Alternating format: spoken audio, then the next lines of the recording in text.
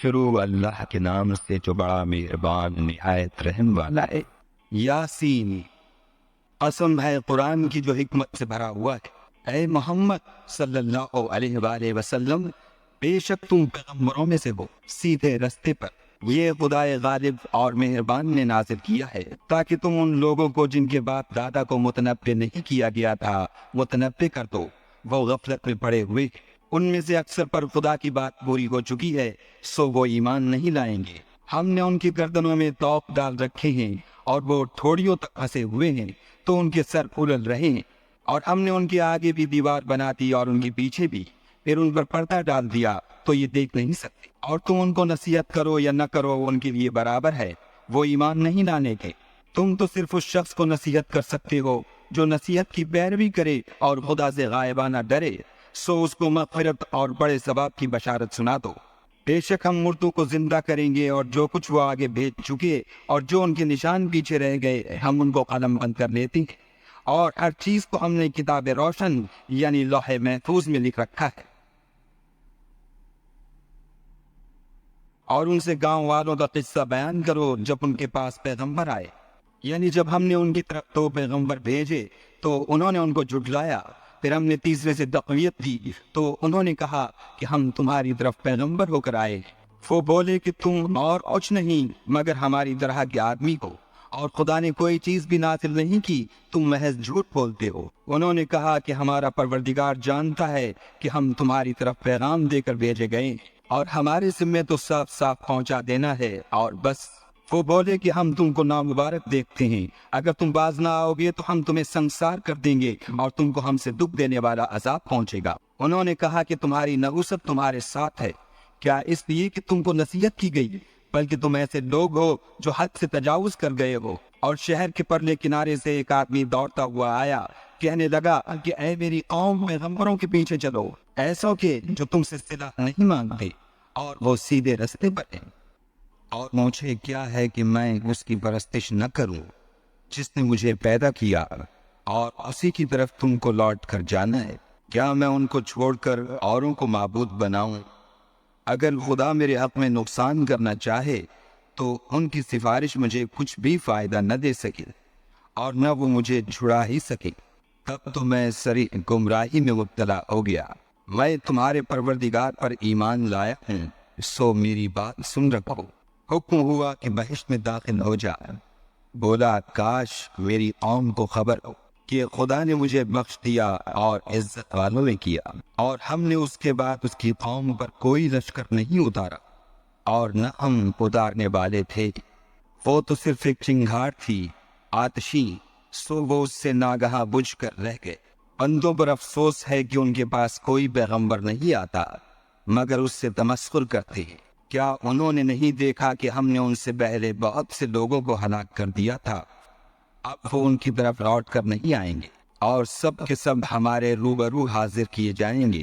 اور ایک نشانی ان کے لیے زمین مرتا ہے کہ ہم نے اس کو زندہ کیا اور اس میں سے اناج اگایا، پھر یہ اس میں سے کھاتی، اور اس میں کھجوروں اور انگوروں کے باغ پیدا کیے، اور اس میں چشمے جاری کر دیے تاکہ یہ ان کے پھل کھائیں، اور ان کے ہاتھوں نے تو ان کو نہیں بنایا، تو پھر کیا یہ شکر نہیں کرتے؟ وہ خدا پاک ہے جس نے زمین کی نباتات کے اور خود ان کے اور جن چیزوں کی ان کو خبر نہیں سب کے جوڑے بنائے۔ اور ایک نشانی ان کے لیے رات ہے کہ اس میں سے ہم دن کو کھینچ لیتے ہیں تو اس وقت ان پر اندھیرا چھا جاتا ہے، اور سورج اپنے مقرر رستے پر چلتا رہتا ہے۔ یہ خدا غالب اور دانا کا مقرر کیا ہوا اندازہ ہے، اور چاند کی بھی ہم نے منزلیں مقرر کر دی، یہاں تک کہ گھٹتے گھٹتے کھجور کی پرانی شاخ کی طرح ہو جاتا ہے۔ نہ تو سورج ہی سے ہو سکتا ہے کہ چاند کو جا پکڑے، اور نہ رات ہی دن سے پہلے آ سکتی ہے، اور سب اپنے اپنے دائرے میں تیر رہے ہیں۔ اور ایک نشانی ان کے لیے یہ ہے کہ ہم نے ان کی اولاد کو بھری ہوئی کشتی میں سوار کیا، اور ان کے لیے ویسی ہی اور چیزیں پیدا کی جن پر وہ سوار ہوتے ہیں، اور اگر ہم چاہیں تو ان کو غرق کر دیں، پھر نہ تو ان کا کوئی فریاد رس ہو اور نہ ان کو رہائی ملے، مگر یہ ہماری رحمت اور ایک مدت تک کے فائدے۔ اور جب ان سے کہا جاتا ہے کہ جو تمہارے آگے اور جو تمہارے پیچھے ہے اس سے ڈرو، تاکہ تم پر رحم کیا جائے، اور ان کے پاس ان کے پروردگار کی طرف سے کوئی نشانی نہیں آئی مگر اس سے منہ پھیر لیتے ہیں۔ اور جب ان سے کہا جاتا ہے کہ جو رزق خدا نے تم کو دیا ہے اس میں سے خرچ کرو، تو کافر مومنوں سے کہتے ہیں کہ بھلا ہم ان لوگوں کو کھانا کھلائیں جن کو اگر خدا چاہتا تو خود کھلا دیتا، تم تو صریح غلطی میں ہو۔ اور کہتے ہیں اگر تم سچ کہتے ہو تو یہ وعدہ کب پورا ہوگا؟ یہ تو ایک چنگھاڑ کی منتظر ہے جو ان کو اس حال میں کہ باہم جھگڑ رہے ہوں گے آ پکڑے گی، پھر نہ تو وصیت کر سکیں گے اور نہ اپنے گھر والوں میں واپس جا سکیں گے۔ اور جس وقت سور پھونکا جائے گا یہ قبروں سے نکل کر اپنے پروردگار کی طرف دوڑ پڑیں گے، کہیں گے اے ہے ہمیں ہماری خوابگاہوں سے کس نے جگہ اٹھایا؟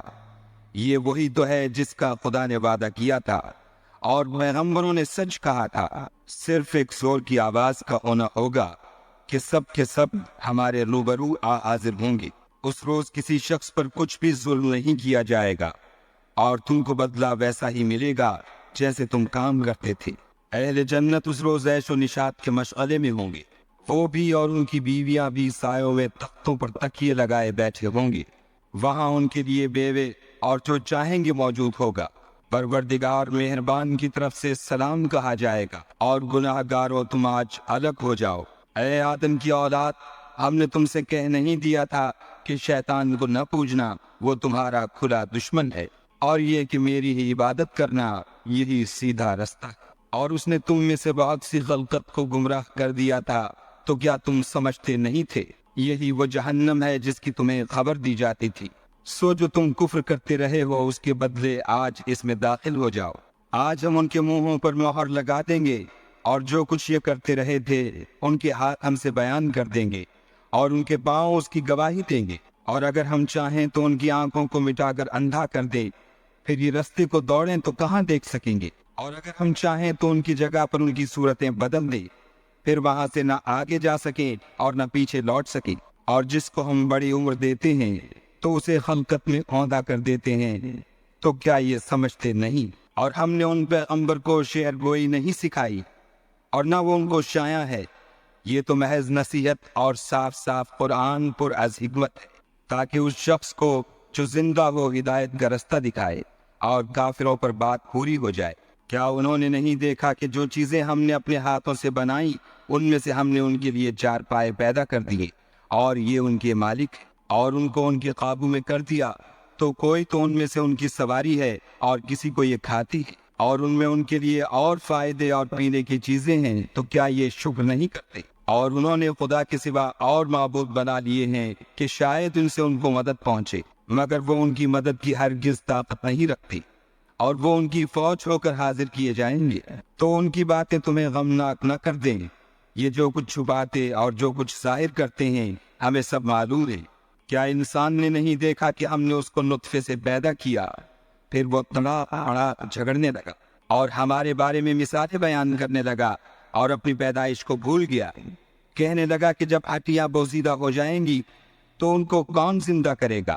کہہ دو کہ ان کو وہ زندہ کرے گا جس نے ان کو پہلی بار پیدا کیا تھا، اور وہ سب قسم کا پیدا کرنا جانتا ہے، وہی جس نے تمہارے لیے سبز درخت سے آگ پیدا کی، پھر تم اس کی ٹہنیوں کو رگڑ کر ان سے آگ نکالتے ہو۔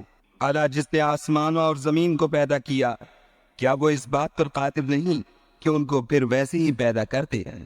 کیوں نہیں؟ اور وہ تو بڑا پیدا کرنے والا اور علم والا ہے۔ اس کی شان یہ ہے کہ جب وہ کسی چیز کا ارادہ کرتا ہے تو اس سے فرما دیتا ہے کہ ہو جا، تو وہ ہو جاتی ہے۔ وہ ذات پاک ہے جس کے ہاتھ میں ہر چیز کی بات چاہت ہے، اور اسی کی طرف تم کو لوٹ کر جانا ہے۔